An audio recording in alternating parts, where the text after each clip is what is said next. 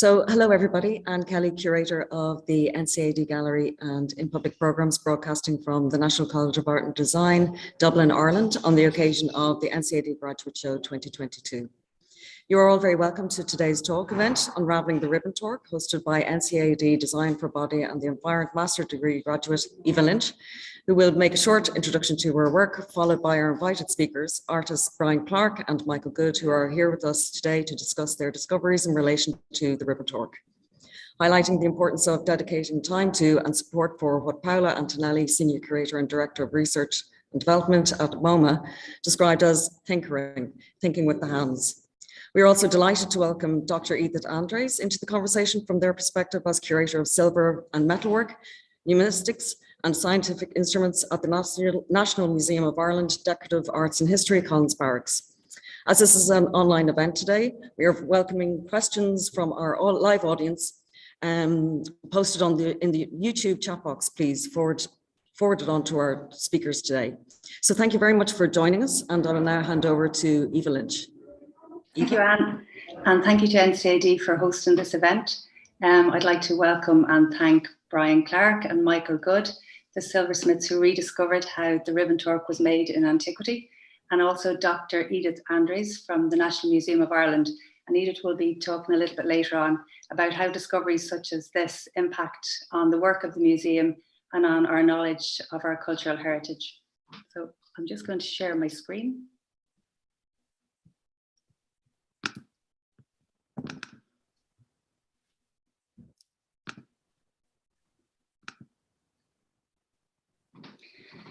So I became interested in the ribbon torc having learned how to make one with Brian Clarke.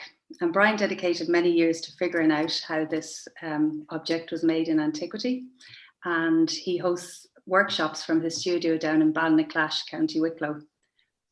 I believe there's workshops coming up this August as well. So I was fascinated by the extraordinary sequence of forms that emerge when you're forging this object. The metal undergoes changes throughout the forging process, which I've shown some of the stages here. And eventually a double helix emerges.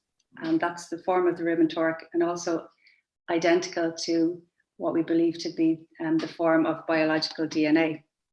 So I decided to base my MA studies around these hammer processes. And when I began working with the sequence, it was completely illogical to me.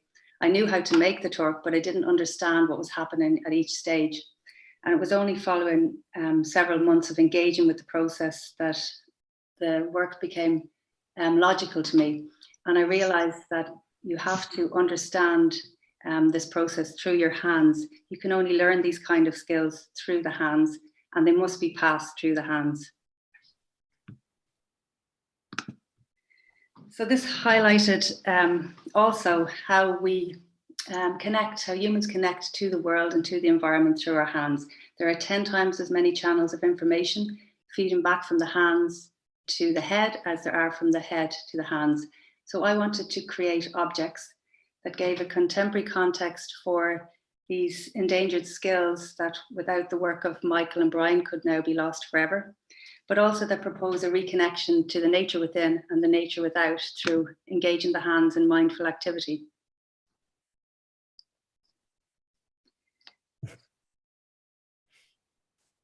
In the age of convenience and passive consumption, the work of the hands is becoming increasingly redundant, and we're losing this connection to nature.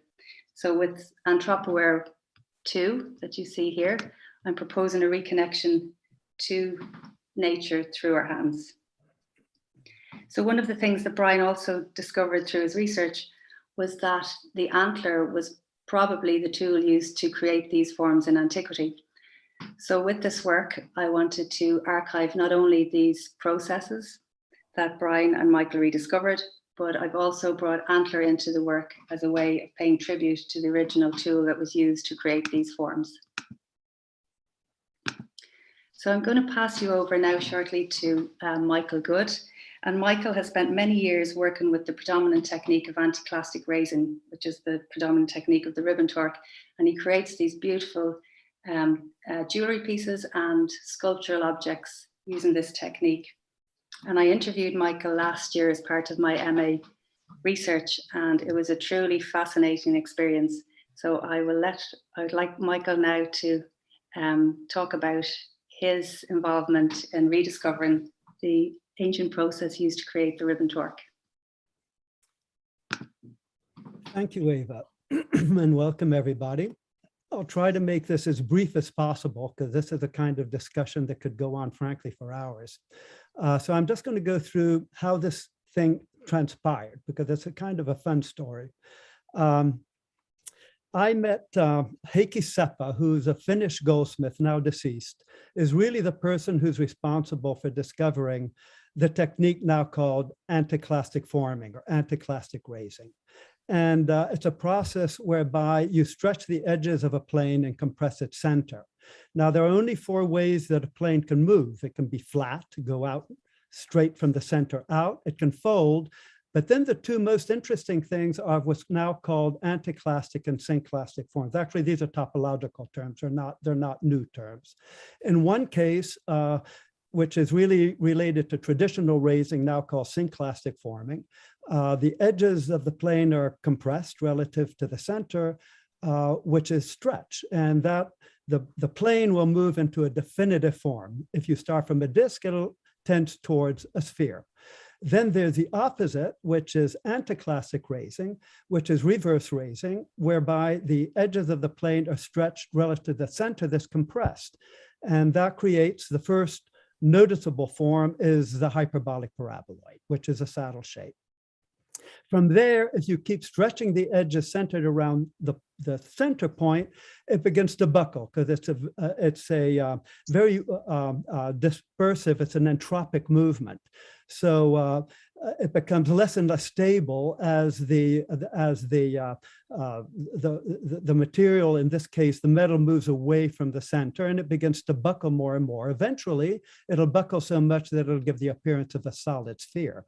This really gave me, I thought that was an amazing insight in the sense that it explains a little bit how an abstract or non-definitive movement, which is really a form of abstraction, can move and give the sense of actually a solid sphere. Going back to the hyperbolic paraboloid, which I also looked at it and realized if you make it from a disk or from a square, is a section of a double helix. Now, what happened when I was in St. Louis,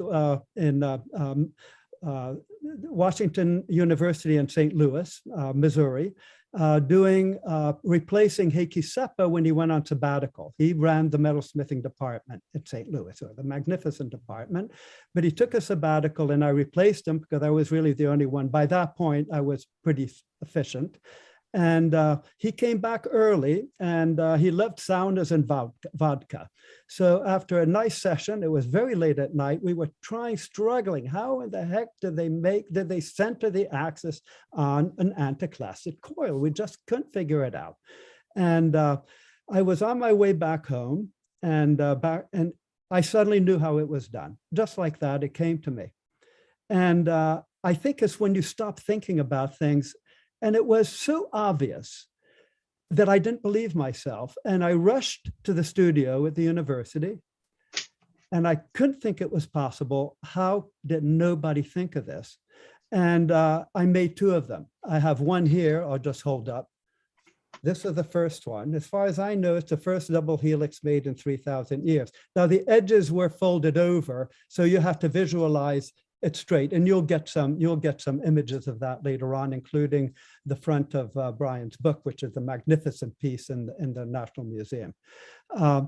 And I went to the studio and I made 2 of them. I made this one and I made a small one that next day I went back to Heikki Seppä, and of course I have an immediate love-hate. The love was extraordinarily, I found the hate was when I told him how it was made, because why in the hell did I get that? And for me, it was a great lesson. It turns out that it was simply a question of leverage. First, I knew that and the problem was getting a very tight double helix. It was already, you could take a flat sheet and twist it if it were thick enough, but it can only go so far. And there are examples of very open double helixes in other countries, including Germany and wherever, but these very tight double helixes made out of this alluvial gold, which turns out is not from Ireland, I believe. But anyway, that's a whole other story. how did they do that? And so this was a huge question. Well, once I discovered the process, it was obviously how it was done, but I didn't know the tooling that was used. But it was really related to and I put it as part of the program of instruction when I did workshops. And at that time, I was doing workshops pretty much everywhere in Europe, in Asia, in the US, almost everywhere. I do about 6 to 10 workshops a year. And the workshops, I do them because it's an opportunity for me to really articulate exactly what's going on. Since at heart, I'm really a kind of a technician. Anyway, Brian, I met in Birmingham. He took a workshop and he was just ecstatic. I think we bonded immediately because he'd been working on the Double Helix, also had the same questions, and I offered the solution. I went for 6 years, did workshops at Brian's. Of course, he became a really good friend. And of course, the discussion was how in the hell did they make those helixes in the past? What materials did they use? There was no evidence of anything in the mounds where these were found. There were, they had the lunas. There were a lot of things that could be figured out, and some things to this day which have not been figured out. But that one was a real big question. And I remember, I'll never remember this. I don't know if Brian remembers, but he called me up. I was in Maine, and he says, "Michael, I got it." I said, "What do you got?" "It's antlers, Michael, it's antlers." Of course, as soon as he said that, I knew exactly what he was talking about. I mean, that was so brilliant. And I think you were working on a throne for a movie or something. You had a bunch of these antlers under your bench. Yeah. Am I correct? Am I getting the story? That's right, yeah, yeah. So I mean, it was amazing. And then really, what Brian's work was just phenomenal. He just really studied it. He figured it out, the whole thing. And it was a huge help to me because I do it. The first pieces I made were done entirely by hand. I mean, I have one piece I can show you. This was when I came home, I made this neck piece here. I don't sell these pieces. See, it's a double helix going in 2 directions and then moving here. And this was all done hammer and sinusoidal stakes. Now I have other methods of doing it, but at the time, that's the way that was done. But even then, there was a limit to how tight I could make these. And Brian's discovery, not only, it just thrilled me, but it also showed me a few things, how I could make them if I wished, how I could really tighten up, which really improved my own technology in terms of my production. Because I do production as well as sculpture and some one of a kinds, but I'm into doing things repeatedly because it teaches me both the discipline of repetition. It demonstrates that we have command of this, both synclastic and anticlastic raising. The freedom to be able to do what one wants with a sheet of metal. And of course, that's what I teach. I'm just waiting I love it when I see students thrive, and some of them really have. And I don't consider Brian is as much my teacher as my student, so I don't put that in any of that category. But anyway, that's pretty much it. And I will turn it over to Brian, and he will continue the story. Thank you, Michael. I have to go back a little bit to Birmingham because at that time, my exploration was down the road of forging a bar and forging the edges of a thick piece of metal. And I couldn't figure out, because the ones in the museum were made out of very, very thin metal. And I couldn't see how they could stretch those edges so far without tearing them. And then when I discovered what you were doing, and the compressing of the middle of metal, I thought, that's it. So I started working again, and I figured out a method of shortening the center line, and in fact, compressing the metal down so that the center line of a ribbon is shorter than the edges, which then buckle. And it gives it makes them long enough so that you can make this twist. And it was, again, like you say, it was so exciting. I couldn't believe it. And I did it. And then I thought, oh, I need to do that again. And I was making lots of little short pieces. I still have some of them around. And I had to, for myself, I had to know that I could do it, and I could do it right, and it was the right way. So I made long ones and short ones and big ones and wide ones and everything. And then I remember one day saying, I think I know how to do it now. I think I'm right. So that was the beginning of the deciding to make the video and the book and the gold ribbon tour, because I had to make a gold one, obviously.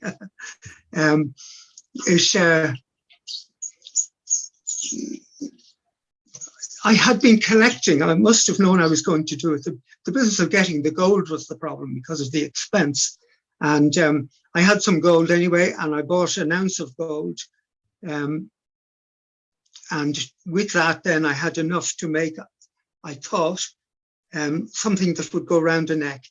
And so I set off and I made this fabulous ribbon torc using, other than the actual forging of the piece.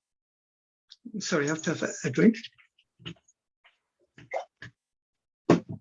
The forging of the bar, because these things all have to start from a cast ingot. That would have been done with probably a combination of bronze and stone tools. I wasn't concerned with that because we can all work that out very easily. It was the twisting of the torc. So once I had forged out the ribbon, I set about making it, and it worked. And I filmed it, and it's absolutely, I just get so excited when I see it. Are you talking about getting excited, Michael? I'm getting excited now. I have this is a copy of my book where you can see the picture of the torc. For me, another exciting part of that was that I made it in 20 karat gold, and we have the hallmarking system here in Ireland, and Ireland has a unique punch of 20 carats, which they use very seldom. I forget now why they actually have one, and I was able to get it hallmarked at 20 carats. So it's been hallmarked as being Irish in 20 carats, and this is the kind of the romantic end of it. But I started then to I was running the classes. I was running a lot of classes at the time in the summer, and most of my students were coming over from the United States and other places around the world. And I would take them into the museum to show them the gold. And they would all ask me, how did they make those? Because the ribbon torc is sitting there in its simplicity. And yet, because they were metalsmiths, they knew that they didn't know how that was made. I used to say, I don't know. And then I thought, this is a bit ridiculous because I'm supposed to be teaching these people.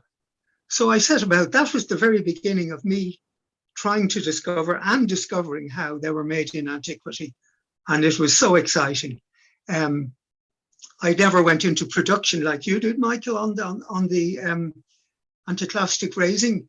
I kind of did things like, I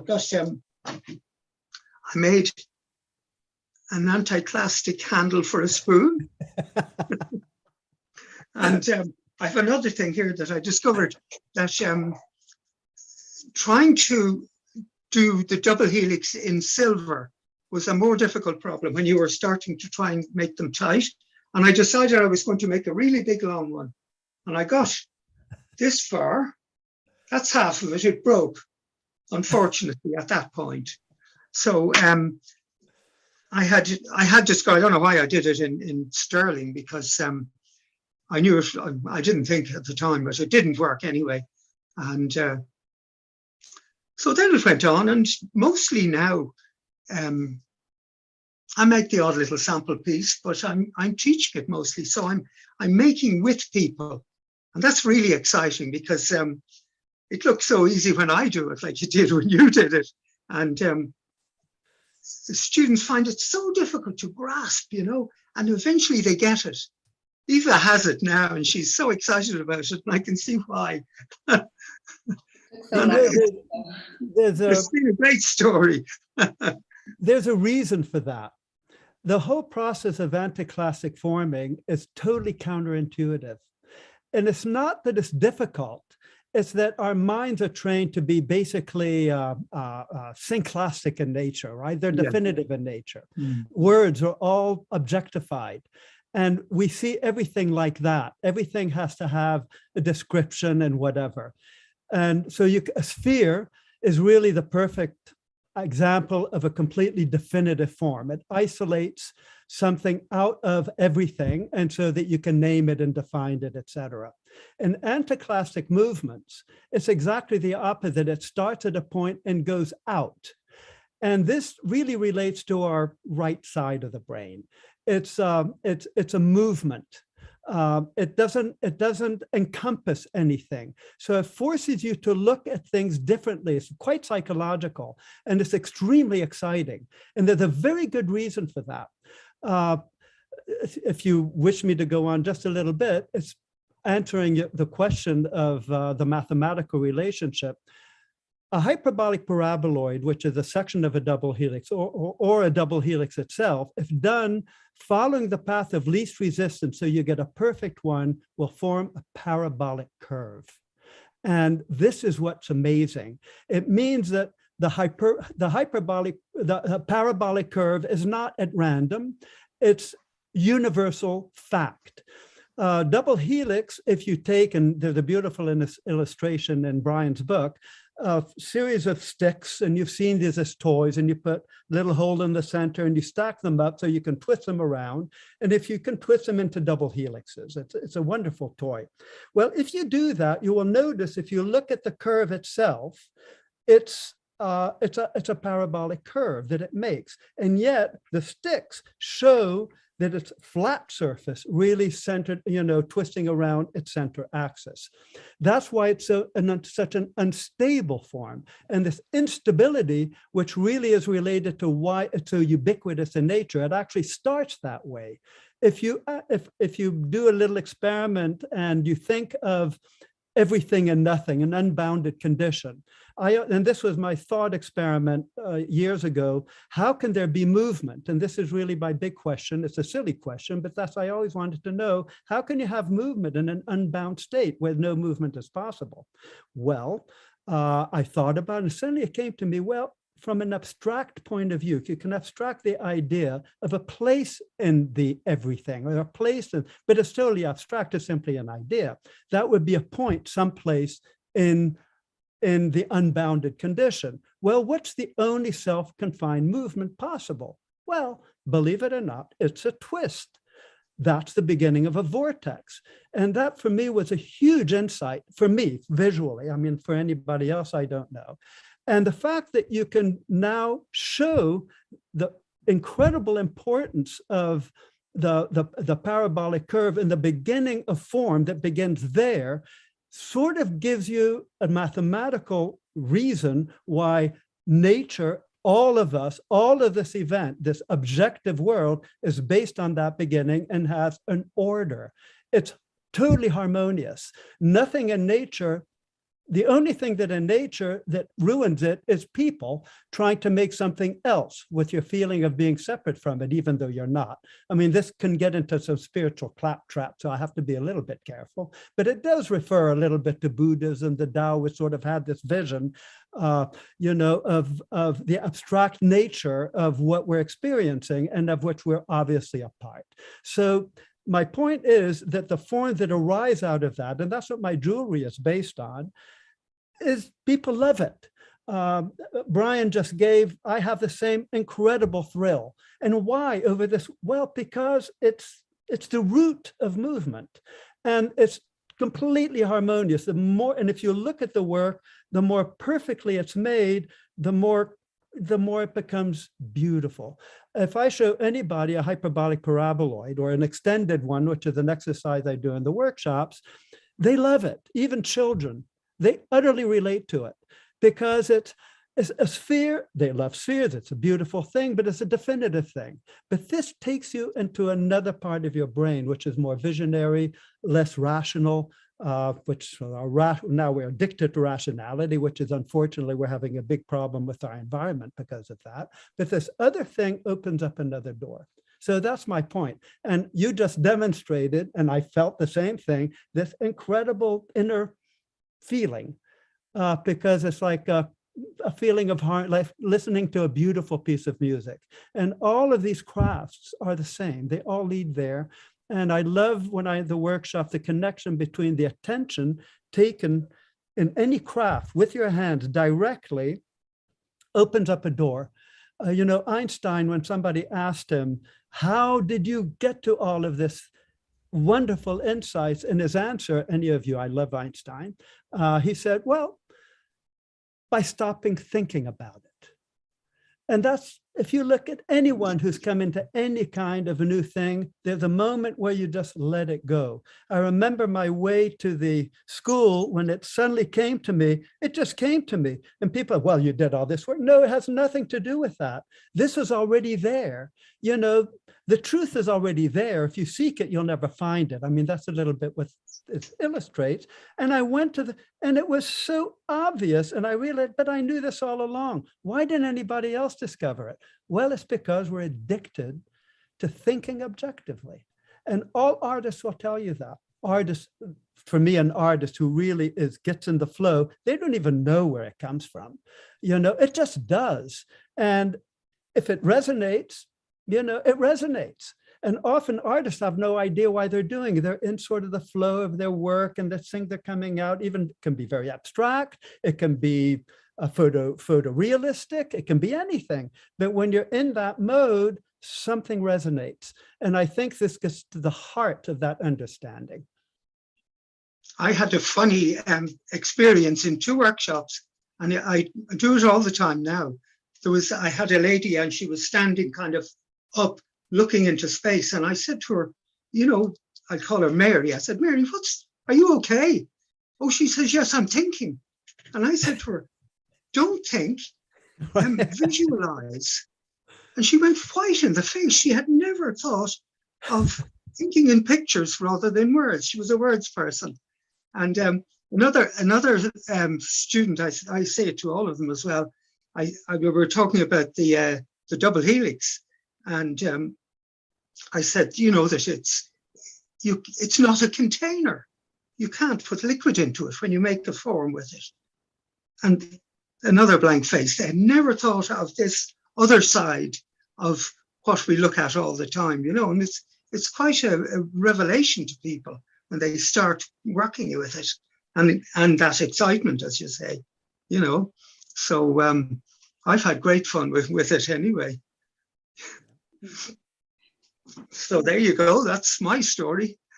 Michael and Brian, do you find working with these kind of repetitive hammer processes that it kind of naturally induces that flow, and that you're kind of in a different zone, that you can suddenly, you stop thinking, you're obviously doing something, but you stop thinking, and that's when the ideas kind of pop out?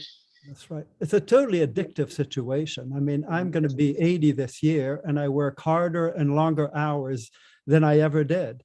And people, where do you get that energy? Well, I don't get it from anywhere. I'm just totally into what I'm doing. It's energy giving, not energy taking. Yeah, you know, that's the advantage of retiring when you drop out of college. So Anne mentioned earlier in her introduction there that an idea that Paola Antonelli, the design and architecture curator in MoMA, described as thinkering, thinking through your hands and doing hands-on conceptual work, and how this is so important for these discoveries to come out. Yeah, definitely. So just in terms of the museum and how this kind of knowledge informs our cultural heritage and the work of the museum, Dr. Edith Andrees might elaborate on that a little bit. Yes, thank you, Eva. I just share my screen and show a few slides as well of projects that we have done at the museum that go into the same direction. Let me just see.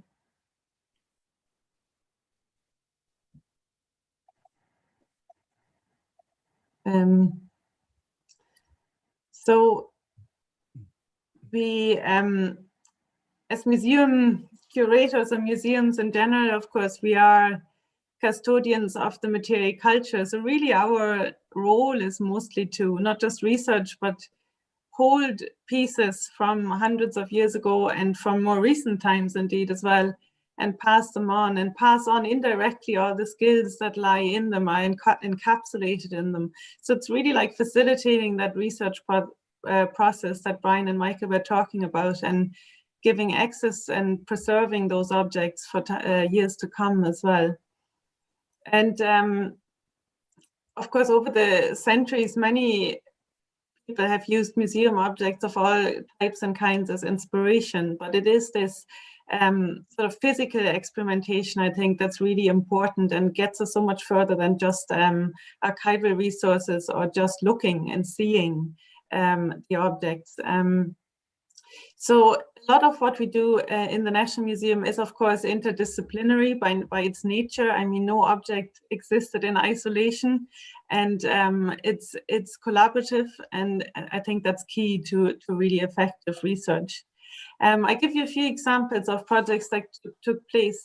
Those who were in Ireland at the time in 2007 and 8 might have seen the Sea Stallion from the sort of sphere of boat building and experimental archaeology in this area. It was built in Roskilde in Denmark in the early 2000s, replicating a Viking longship that was 30 meters long and found in Roskilde, and bringing it over across from Denmark around the Orkney Islands in Scotland and through the Irish Sea to Dublin. And really what they tried to do is the Viking Ship Museum in Roskilde and the volunteers, around 60 volunteers sailing on it, is to see how those ships that the Vikings used would have fared in the sea in all types of weather conditions, how it fared in tidal waters, which are not so prevalent in Denmark, of course, but here in Ireland. And this ship in particular, the Sea Stallion from Glendalough, it was made, the original was made from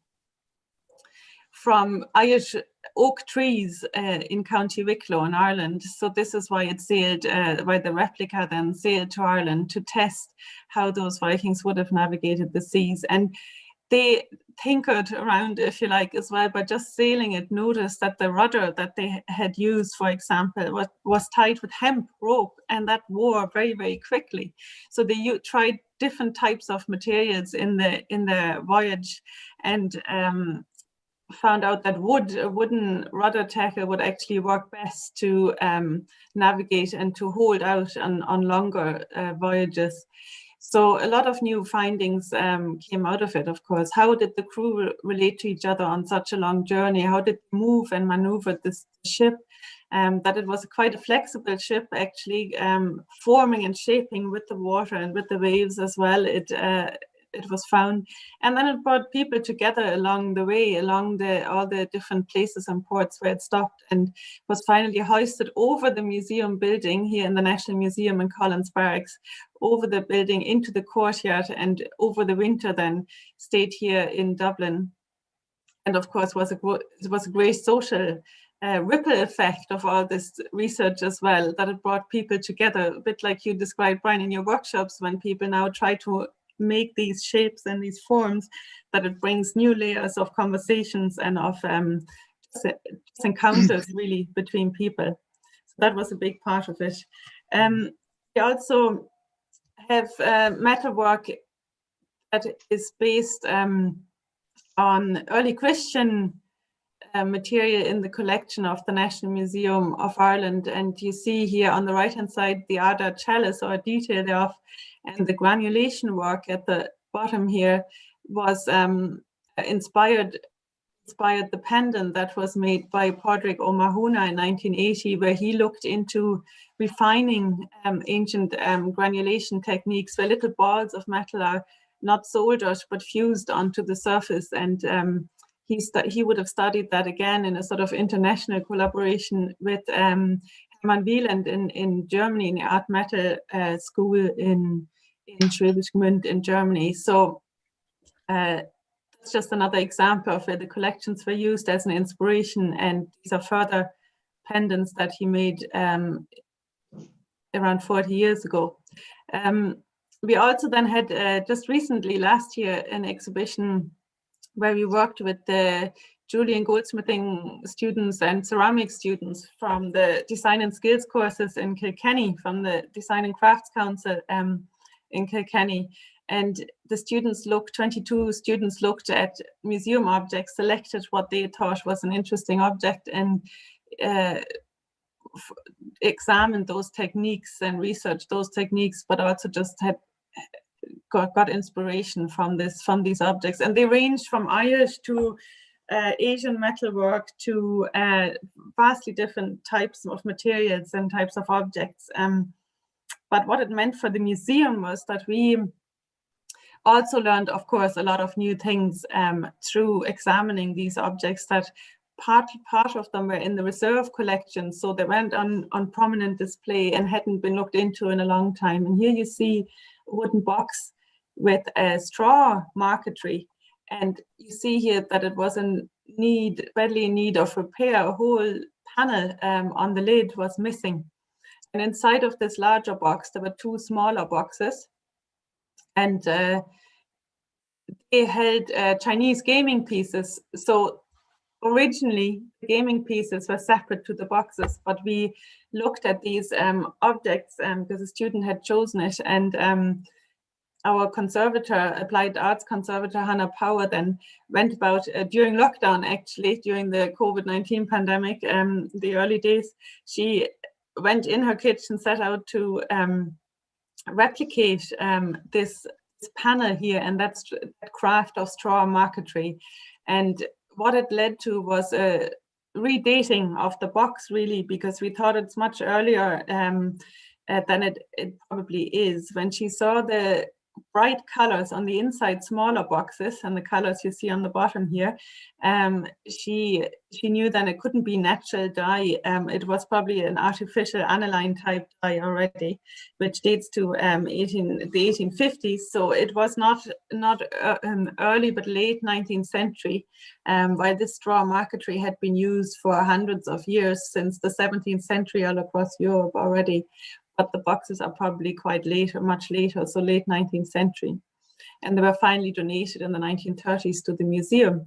But you can see then she started dyeing, experimenting with natural dyes to see, can she match the straw marquetry. And tea, actually, black tea proved to be the thing. She used berries as well and different types of materials, but the black tea was what she used, tannins, basically what she used in the end to replicate it. And then she, with the scalpel and really precisely cut out the flattened straw after cleaning it and preparing it, and glued it onto paper, and that sheet of paper onto the panel. So especially for this exhibition, this panel was repaired, basically, or replicated. And here you see the finished piece in the bottom right hand corner. This is the repaired part, and the gaming pieces are inside here. And meanwhile, Sarah Power, the student or now graduate of the jewelry course, she examined the texture and the pattern. That's what drew her to the box initially. And she let me just quote here, she was saying that although they're laid flat, the straw pieces, they play optical illusions and somehow look as though they are raised and textured and almost fluid. And that's what she wanted to recreate in her brooches that she made, where she used the hydraulic press to weave the pattern that had been inspired by the boxes through her brooches. So it's really learning for the museum for techniques that we use in conservation, but also for just knowing, like, how people at certain times were able to do certain things, or often much more than we think they did already as well.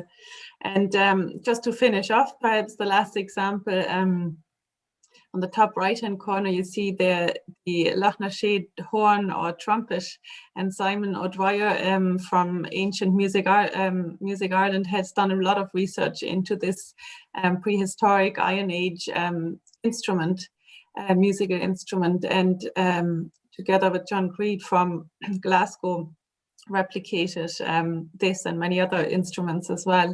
And of course, to add other senses, not just the seeing, as I said, to research or to these objects, and to hear, in this case, the sound of what this object might have made. That's just a whole another layer of experience that you can't express, I think, in words or by just thinking, as you said, Michael, as well. So I think for the museum, using those practical hand skills and trying things out in a 3D space in a physical sense does not just help us to date objects more correctly or learn about the societal context people lived in, but also, of course, the tools that were used, how people were interconnected, how did we trade, how did we pass knowledge and skills on and goods across continents and across cultures. And I think key for this to happen is not just collaboration, but also financial resources, that we have the financial support, and also, maybe more importantly, even that we take the time to develop that that flow, as we mentioned earlier, or to get that space in terms of physical space, but also in terms of time, because of course, as we all know, creativity or physical experimentation, to really let this unfold, we need that space and extra time. So I think that is key for these types of projects, and we hope to engage in many more in the future. Thank you. I pass back to you, Eva, now, and stop sharing the screen here. Thank you very much, Dr. Andrees. That was really fascinating. And you mentioned there about dating objects through experimentation as well. And the Torc was redated at some point, Brian, was it not, from Bronze Age to Iron Age? Yeah, I think so, but doesn't mean they used iron tools. So is there anything more to find out about this Torc, do you think? Or have you two sewn it all up now? We know everything. Well, other than like people like you who are experimenting off in different directions, using the technique, you'll find out things. Yeah. I've been on a straight line all the time, you know, with having discovered how to do it. I wanted to do it again and again, and tighter, and then make things like the spoon and neck pieces and things like that. So you're doing much more sculptural stuff, and Michael has great range of things that he does.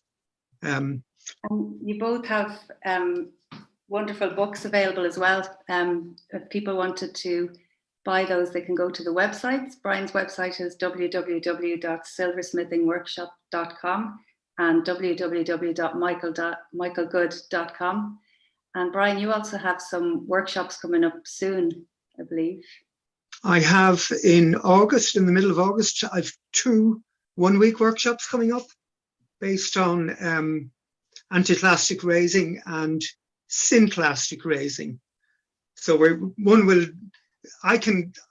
if I have a small number of students, I can deal with both subjects at the same time. It's basically the same, like we're all hammering, and it's great fun, really. Unless you're like me and you take 2 summers to actually make the Torc. You come to the end of the week and it's not finished. You have to come back next. Well, yeah, a lot of people went off without finishing them and didn't come back because there wasn't able. They came from abroad or somewhere. It just wasn't possible. We forgot to mention earlier, actually, if anyone had any questions, they could pop them into the YouTube chat. I did mention it actually, so I think we were fine on that score, but I'm just wandering around the gallery here just to remind people that Eva's work can be seen in the NCAD at the moment during the graduate show, which is a really good opportunity to see this beautiful work that she's done here today. Thank you, Anne. So congratulations, Eva. Very much. And thank I'll have to take the plane to come and see it a weekend. We'll send you, yeah, you should come over. We'll send you some photos anyway. And thanks to everybody. I could listen to you all day long, as you know. But yeah, it's been a really great discussion. Anne, we might. Do you want to finish off there, Eva? Just want to say thank you very much to all of you, and you know, Edith as well, for giving up your Sunday for this talk, and Brian and Michael. It was just fascinating to listen to you, and I think it's something that I can rewatch. It's a fascinating talk, so that's it's great that you were able to make it today, and well done, Eva, for hosting the event, and congratulations again. So maybe we'll sign off there and say goodbye to our audience. Bye. Goodbye, Brian. Goodbye, Eva, Michael. Edith, Great to see you again. Great to see you. Thank you very much, Thank you everybody. very much. Hopefully. Not Hey, at all. thanks, Eva. Great. Thanks, I'll Brian. see you